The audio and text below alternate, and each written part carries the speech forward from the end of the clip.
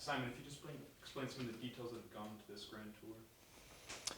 Where would you like me to Details start? of preparation.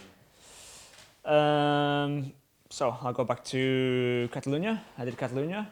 I had some days completely off the bike, and then I started training again back up in Andorra at altitude, and I've been there since. It's a lot of aerobic work, longer climbs to prepare for the Giro, because it's typically more longer climbs than you get, say, at the Tour or wherever. But pretty much nothing extremely different. Just some small things like that. What have you noticed the biggest change in yourself this year, 2018? Biggest difference? I don't know. For much, I think I'm just getting a bit older, a little bit stronger every year, more confident. The team know exactly how I work and how we do things. So all just small little things are coming together correctly. Also learning from past mistakes with regards to training. Also my weight is the best it's ever been. So just small things really that are making a difference. I think, I don't know what you think, but I was never that far away anyway from being up there in the Grand Tours, especially the last 2 years or so. So to make a few small changes here and there, it makes a difference. Simon, a lot of people are saying that you're surprised to be sitting in this position going into the last week. Is it a surprise to you to be sitting where you are with the advantage you have? With the advantage I have, yes. But to be sitting here, no. Because I arrived here from the very beginning to try and win the race. And I guess at some point I would have to be sitting here to try and win. So it's not I don't underestimate, what I'm doing here. I know I'm doing a really great job. But I wouldn't say I'm surprised. Do you have confidence you could ride the same way all the way to Roma? I mean, a lot of people have been kind of in that position to maybe crack or the pressure might be getting to them, but it seems like you're pretty cool. Yeah, I'm relaxed. I feel good. If I blow up and I explode in this final week, or if I lose 5 minutes tomorrow, that's fine. It's really fine. I'm really happy with what I've done at the minute. And of course, like I said, I've come here to win the race. But if I can't, then that's okay. I will not lose sleep. Simon, there's already some speculation starting being the successor of Chris Froome. How do you respond to this? Chris is still around. I don't know about the successor. Do you see possibilities to be as dominant as he was in the last 2 years?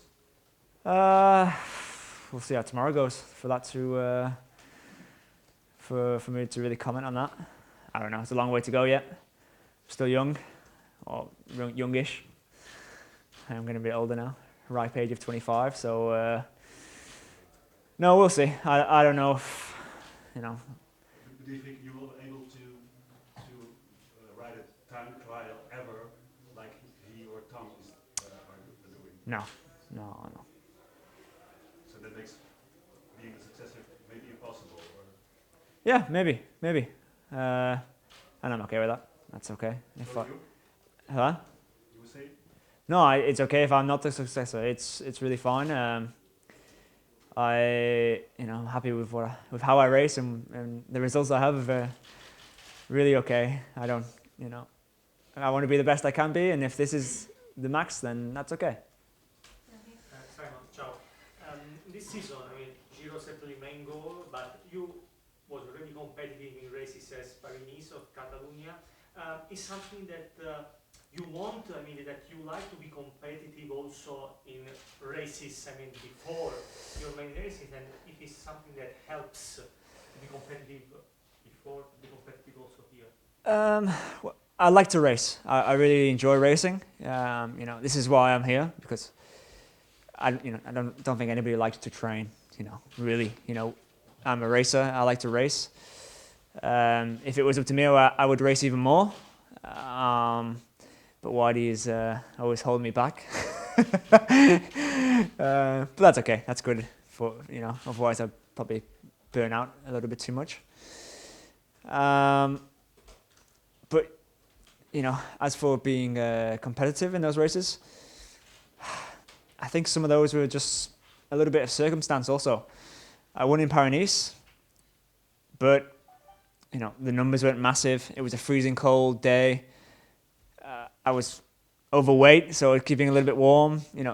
I was always riding at the front, and I was one of the only guys to have some legs in the final there. So it's not that I was, on extreme condition to win the race there, which I think you saw on the final day in Nice. I don't know if you watched or whatever, but actually I lost the race, because I wasn't good enough.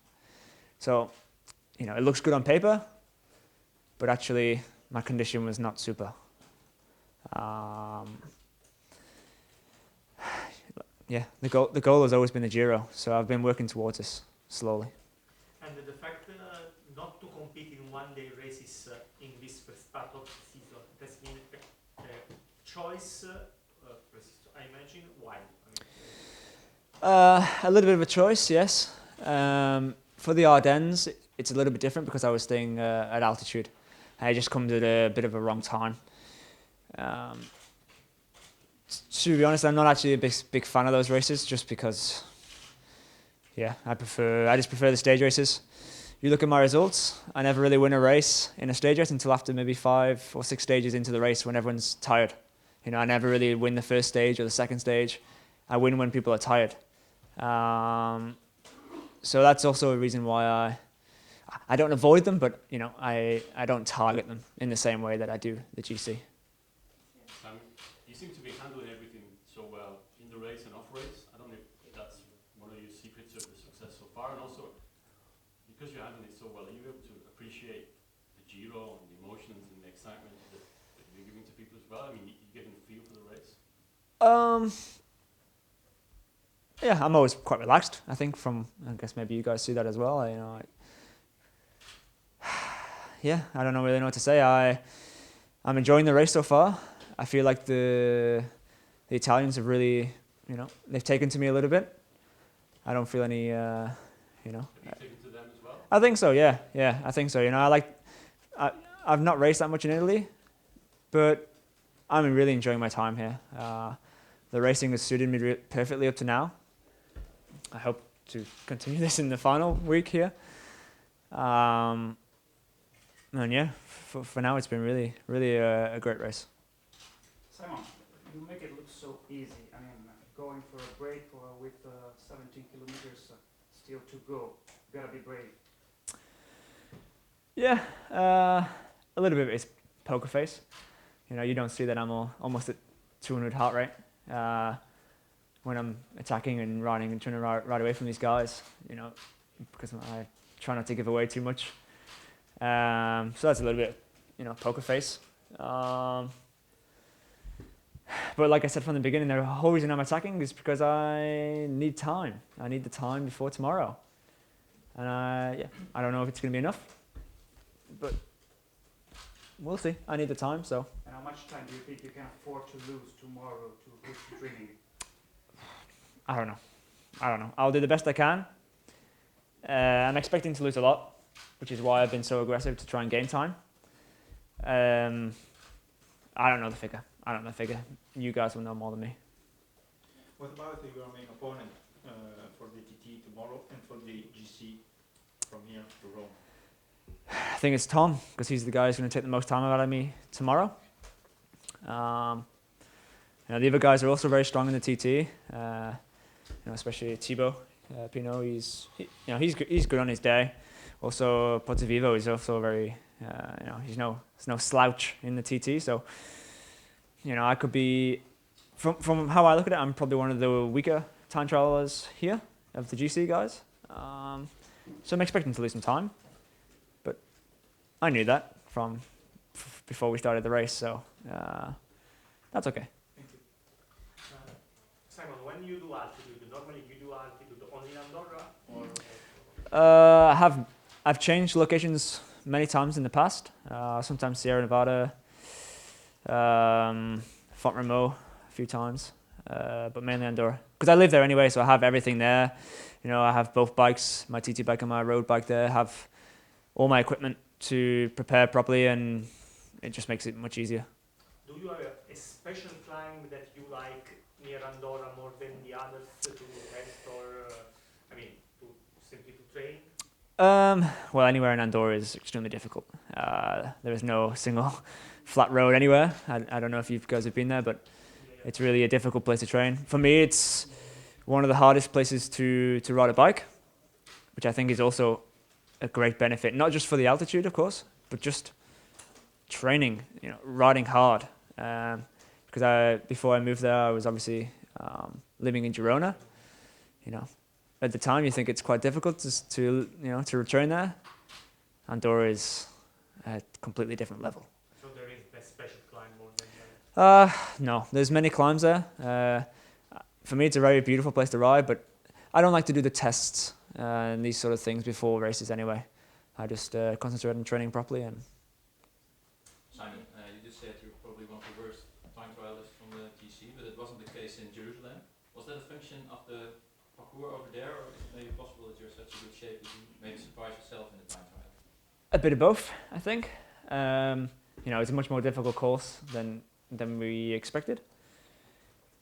But yeah, I don't know how much of TV time I got in Israel there, but I did half of the course out of the saddle, you know, sprinting up these small climbs, or you know, braking into a corner and accelerating out the saddle back up to speed again. Tomorrow, it's completely different. It's always in the skis, in the aero position. So it's a very, very different course, which is why I am not confident, probably for the first time in this race. Maybe another question. A lot of your competitors will hope that you will maybe have some problems in the last week of the GC. You have some experience with the last week in a GC, which is probably the hardest. How are these experiences? Do you gather that you then maybe become a little bit more tired, or what's in the past, in the last week of the GC, your experience then? Well, you know, everybody's kind of waiting for me to have a bad day. Anybody can have a bad day, you know. I'm waiting for someone else to have a bad day as well. So for me, it's not a problem. The third week is extremely difficult, regardless of if you're fighting for GC, if you're riding the gruppetto, if you're doing a job for somebody else. You know, it's I would say the hardest week of the sport for, you know, regardless of the race, the Tour or the Vuelta also. So we'll see. If I have a bad day, that's okay. Alberto Contador used to say he was not able to attack with the hands in the low part on the bar. You look very comfortable. Did you try to find this position? Is it anything natural? I think it's just because that's how I train. When I'm training, and I'm doing some intervals, I will do it on the drops. And with technology improving so much, I have the changes, the gears on my handlebars and the drops. So for me, it's a comfortable position to ride in. There's no real reason for it. I feel comfortable there. So last year we joked about the fact that a Dutch guy was winning also in the climbs, and it's a flat country, Holland, and also England doesn't have big mountains. What was your big mountain in England? Well, I would say the UK is pretty hard. He answered, he said that the secret was the strong wind in Yeah, Holland. yeah, that's true. Well, the UK is pretty hard. I don't spend that much time there anymore, so it's hard to say, but So it's extremely difficult. No English mountains in UK. Yeah, well, when I'm in the UK, I don't live far away from a climb called Crag Vale. Does anybody know it? Longest continuous climb in the UK. How do you spell it? Oh, I don't know. I'll have to Google it. Ben Nevis, isn't it? The Ben Nevis. That's Natural Mountain. That's I don't know if there's a road going up there, but I'm just talking about tarmac road. Yeah. You know, I live half an hour away from the longest continuous climb in the UK. What's it called again? Crag Vale. We went up there in the Tour 2014. So when was the first time that you really believed you could do well in a Grand Tour? Was it, what result kind of the light in your head that you do this? Well, myself, this is what I wanted to do when I turned professional. I wanted to be a GC rider, and we've been working towards that since the beginning. But there wasn't really a moment where it's like, oh, here we go, I can do this. But I think obviously the Vuelta in 16, I finished top 10 there, and for me that was it wasn't really oh, I can do this moment, but it was to myself, it was confirmation that I can race for 3 weeks and be competitive. Everyone was talking about 2 days ago. Everyone was talking about the Monte Zoncolan coming up. And there was a lot of fear, I think, before it happened. Now looking back at it and the day and the stage and your experience and performance, what do you think is the importance of that stage and your performance there for the overall GC? What does it tell you? Well, yeah, there was a lot of fear. It was an extremely difficult climb. But like I said at the time, there wasn't big gaps. And we knew that I knew that from the start. There is never really big gaps because you can't get away. Everybody is already at the limit. Everyone's riding as hard as they can. There's no real way to attack there. So it's just you just grind away and that's it. So, but I still gained some time on a few guys, so I was happy. I finished completely empty. I would use a different word, but it's not correct. So, yeah, and but also I was looking also to yesterday. I knew yesterday was going to be another extremely hard day. I had that in the back of my mind, and I knew everybody would be tired from the Zoncolan, which is I think which is what actually helped me a lot yesterday to go on and win the stage. Samuel, I remember you in former Grand Tours that you were more sticking with the big guys and not that much attacking. In this Giro, I can't remember an important climb where you did not attack. So is it a change in your mindset, or was it always your mindset attacking, but only know you have the legs for it? Yeah, I think that is correct. I think it's because I have the legs to do something. Every race I go to, I like to be aggressive. That's the way I like to race. But in some times, it's really not possible. If example from the top of my head, the Tour last year. If Sky are riding a tempo that is too fast and nobody can attack, then it's not possible to attack. There's no, it's not rocket science. But now I've arrived in really great shape, and I am able to attack. And there is nobody really riding an extremely hard tempo that you can't attack here. Once we arrive in the final climbs, it's only the main guys there, really. There's only a few select teammates there to really push the pace. So, it opens up to someone attacking. So that means that Sky here at the Giro is much weaker than last year at the Tour? Yes. And is that in your favor? Yes. And last one here. Just two little things. In Andorra now, a lot of riders live there. Normally, you train also with other riders on your run, or alone you prefer? It depends. It depends on what I'm doing. The problem that I find now with training with other riders or anyone is because actually I do a lot of intervals. Every climb I do an interval. And so actually we are only riding together for the descents. And it's actually much more difficult to have a conversation. So a lot of times I'm on my own or just with Adam. Because maybe we do the same intervals and we're around the same pace, so it's okay. We finish the effort at the same time. But that's okay. I don't mind to train on my own. It's really okay. So I'm just thinking about the time trial. I mean, if you manage to keep the jersey, or if you lose it, how would that? What does that mean for the rest of your race? I mean, for If I keep it, then happy days. I'll defend until Rome, hopefully with a massive smile. If I lose it, then the same as what you've seen already, I think. I will, what's the saying? I'll throw the kitchen sink, you know? No, I'll really try and take it back if I do lose it. We also have the team to do that, whereas a lot of guys don't.